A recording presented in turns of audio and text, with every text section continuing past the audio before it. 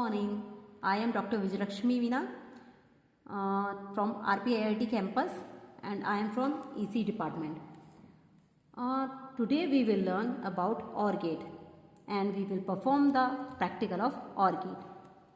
तो basically OR gate में हम देखते हैं टू इनपुट्स होती है, वन आउटपुट होती है. तो this is the symbol of OR gate and the IC number is 7432.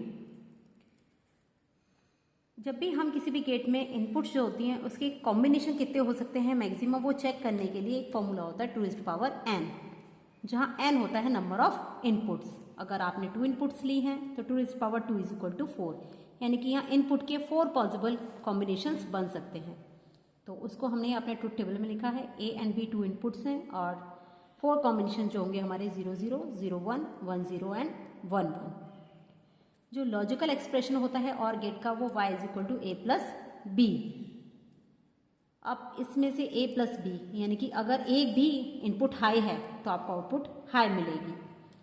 और ये है इसका वायरिंग डायग्राम. जो ट्रुथ टेबल है, हम बोलते हैं ना कि जो हमारे लॉजिक गेट्स हैं वो एक स्विच की तरह परफॉर्मेंस देते हैं, तो हम वायरिंग डायग्राम से समझेंगे कि कैसे ये एज अ स्विच की तरह वर्क कर रहा है. यहाँ हमने V दिया है, यानी कि कोई भी इनपुट वोल्टेज हमने अप्लाई कर दी है. ये दोनों स्विचेस आप देख रहे हैं A एंड B, ये दोनों एक दूसरे के पैरेलल में लगे हुए हैं. तो फर्स्ट अगर हमने हम इसको वेरीफाई करेंगे अपने ट्रुथ टेबल से. तो जैसे हम देख रहे हैं A हमारा 0 है और B भी हमारा 0 है. तो अगर मैंने अपने 0 का मीन्स स्विच आपका ओपन है और 1 का मीन्स स्विच आपका क्लोज है. तो अगर आपने यहाँ A 0 दिया है एंड B 0 दिया है तो आप देखिए कि दोनों स्विच ओपन है, और स्विच जब ओपन है इनका क्लोज सर्किट नहीं बन रहा है, यानी कि सर्किट कंप्लीट नहीं हो रहा है, तो आउटपुट हमें क्या मिलेगी 0. तो हमें आउटपुट 0 मिल रही है. और अगर हमने इनमें से एक भी स्विच को क्लोज कर दिया, सपोज A हमारा 0 है एंड B हमारा 1 है, अब मैंने इस B को क्लोज कर दिया है. अब B को क्लोज कर दिया तो आप देखिए एक पाथ बन गया है कि इनपुट वोल्टेज हमारी यहाँ से फ्लो होते हुए करंट हमारी यहाँ लैंप तक मिल रही है. दैट मीन्स यहाँ पर लैंप ग्लो करेगा, इसलिए यहाँ पर आपको Y आउटपुट 1 मिल रही है.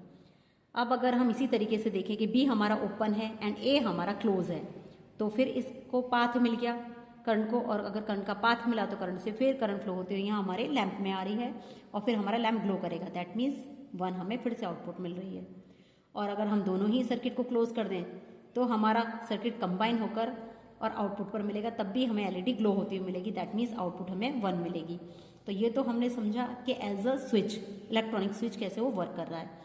और जो इसका लॉजिकल एक्सप्रेशन है अगर हम उससे समझें तो A हमारा अगर 0 है और B अगर हमारा 0 है तो 0 + 0 0. That means first truth table fulfil हो गई. और 0 + 1 अगर हमारा B 1 है, A 0 जैसे सेकेंड टर्म है हमारी, तो भी 0 + 1 हमारा 1 होता है.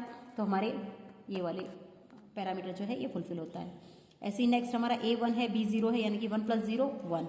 थर्ड स्टेप कंप्लीट हो गया एंड 1 + 1 हमारा 1 है, तो ये फोर्थ स्टेप पूरा हो गया. ये तो हो गया हमारा थ्योरेटिकल. अब हम इसे प्रैक्टिकल इम्प्लीमेंट करके देखेंगे.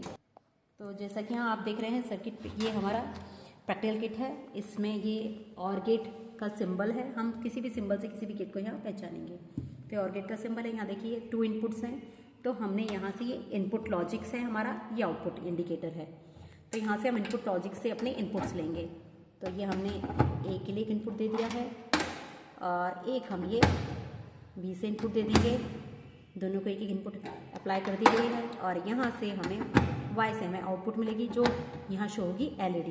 क्योंकि आप output in the form of 1 और 0 कैसे पता चलेगा? अगर आपकी LED ग्लो करती है दैट मीन्स 1, और अगर LED नहीं ग्लो करती दैट मीन्स 0. तो अभी देखिए यहाँ पर दोनों स्विचेस हमारे 0 0 पर हैं. इनपुट्स हमारी 0 है, तो दैट मीन्स आउटपुट क्या मिल रही है आपको 0. फर्स्ट स्टेप वेरीफाई हो गया. अब अगर मैंने A को 0 रखा एंड B हमारा 1 है, तो आउटपुट क्या मिल रही है हमें 1.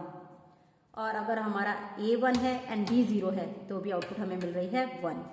और अगर दोनों ही इनपुट हमारे 1 है तो आउटपुट हमें क्या मिल रही है 1. तो इस तरीके से हमने अपने OR गेट की ट्रुथ टेबल को वेरीफाई किया. Thank you.